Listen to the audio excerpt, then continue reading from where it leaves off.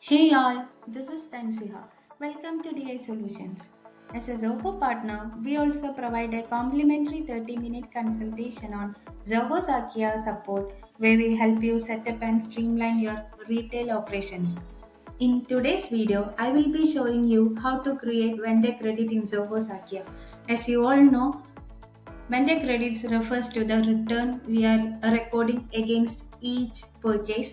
So let's check how to record purchase return in Zoho Zakya. For that, log into Zoho Zakya and click on vendor credit under purchase module in Zoho Zakya. Click on new to create a new vendor credit. So I am choosing the vendor. All bill associated to the selected vendor will be listing over here. Choose the bill number. Add the items that has to be returned. Here I am choosing multiple items to be returned. So I have choose the items that has to be returned and say as open will be done to create this vendor credit. So once this vendor credit, we have two options, either to receive the amount back from the vendor or to apply this amount to already the amount that we are payable to the vendor.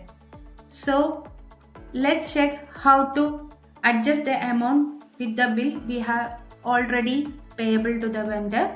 So for that, click on apply to bill. So here we have 2900 amount. So here I am adjusting the bill against 356. So I have adjusted the amount of the bill against those 356 bill, and you can see the vendor credit balance as closed. The status thus has been closed.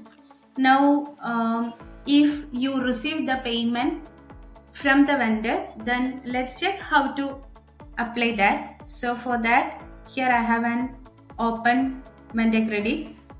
So under 3 dot, click on refund.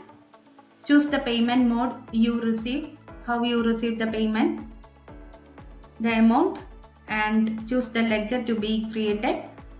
Click on save. So the status has been closed.